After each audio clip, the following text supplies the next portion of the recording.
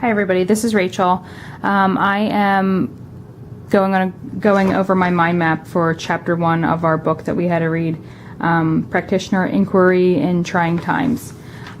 This is my mind map, and I started with the central image of the light bulb representing the power that educators hold to research their own inquiries within their classrooms, their schools, and their own communities. In the first chapter, it discussed 5 themes that research practitioners focus on.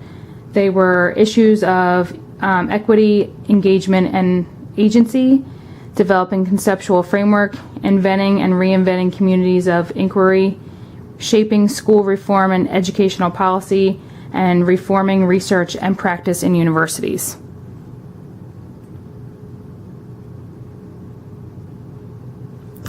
The first section was issues of equity, engagement, and agency. Things that were discussed in this section were No Child Left Behind, teachers embracing the challenge of taking the prescribed rules of No Child Left Behind and changing and modifying them the way that they wanted to. This also makes it more student-centered for teachers to go this route than it is the way of No Child Left Behind. And it also engages the students so they're empowered to become their own researchers and find inquiries within their own classrooms and community. Inquiry-based text is a wide range of audiences. There's more things out there for people to look at. It's not just the same old researchers from years ago.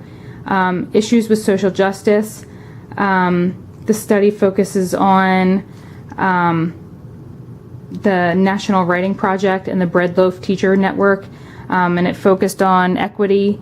There was teacher networks, and they focus on, it varies from school to school and region to region, but it usually has a similar focus of equality within schools, classrooms, and community. And the why and how to make focus of inquiry is knowing the risks, the complexness, and the resistance to change. Developing conceptual framework. Diverse researchers. It's no longer just university-based researchers.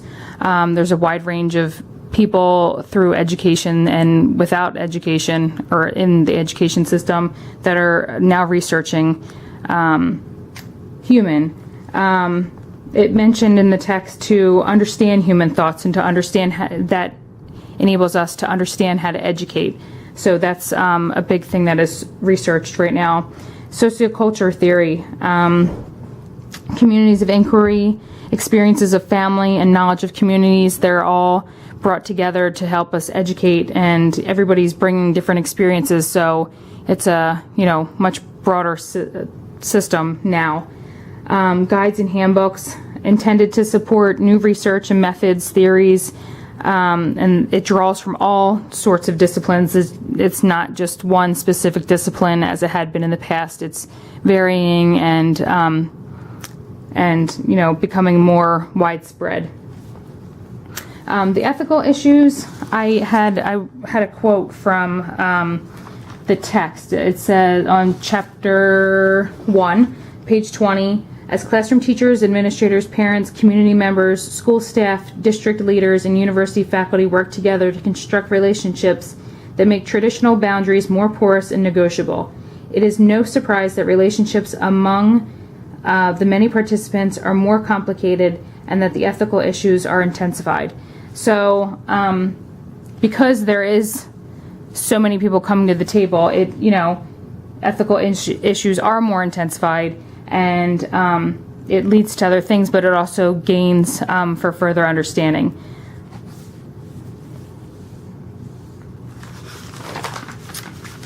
The third thing is inventing, reinventing communities of inquiry.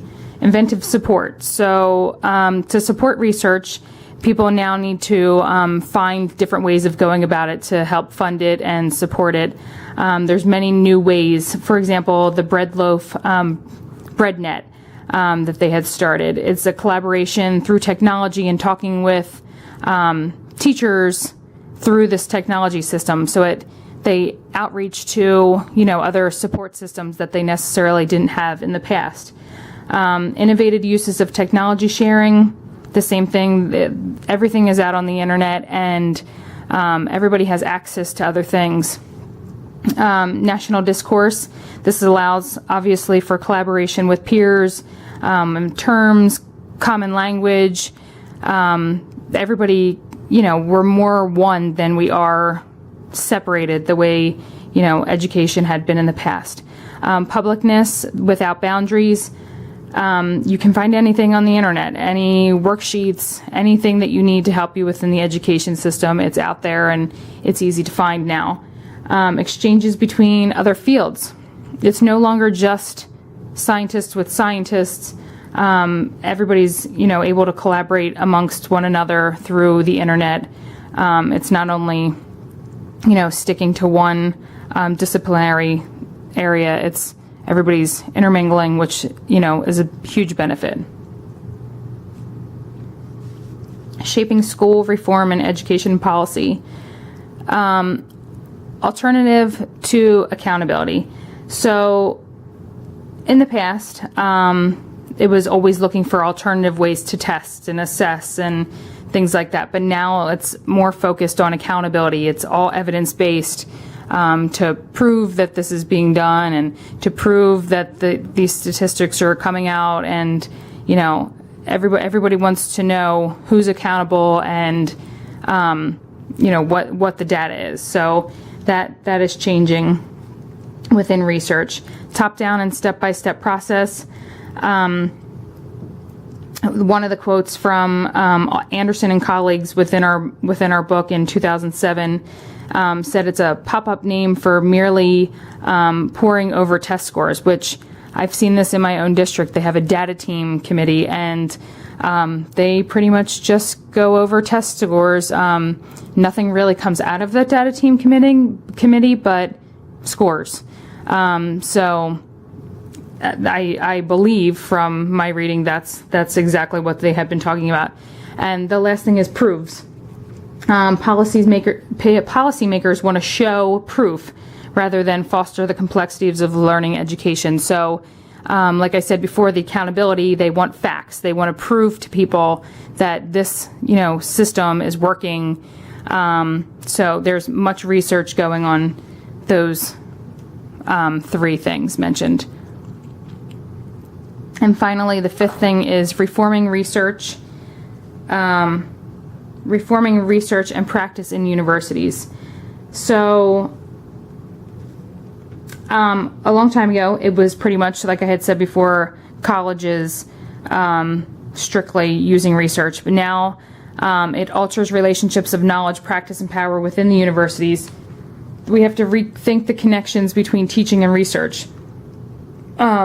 It's no longer just the universities. It's making that connection between teaching and the research. So when they find the research, we need to make that connection through the education and how we're presenting it. It's no longer here's the research and separately here's the education. It all needs to be connected. The university culture. So university culture has to change. Like I had just said, sometimes there was a little disconnect between university and the education system. So it needs to change a little bit to remember that the research that they're finding is also affecting the way that we teach educationally. Postgraduate courses and university affiliations. So educators now are looking to take research classes, to get their PhDs, to get your educational doctorate.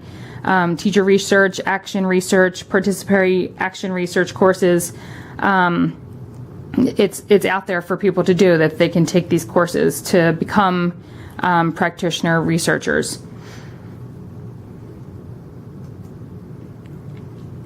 And finally, according to Cochrane and Light, some 20 years ago, reemergence of the practitioner research as a critical role in student learning, school change, and educational reform. Teachers had needed incentive, support, and change of organizations and cultures. which we still see this today as well. The way that there's backlash with teachers and the government and the public. Teachers need incentives to do good things as well as children do. We're only human. We also need the support financially and, pat on the back. We're doing a good job.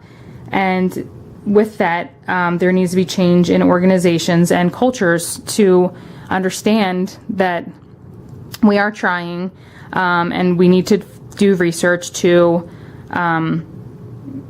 help make this change. So this is the basic for chapter 1 of our text.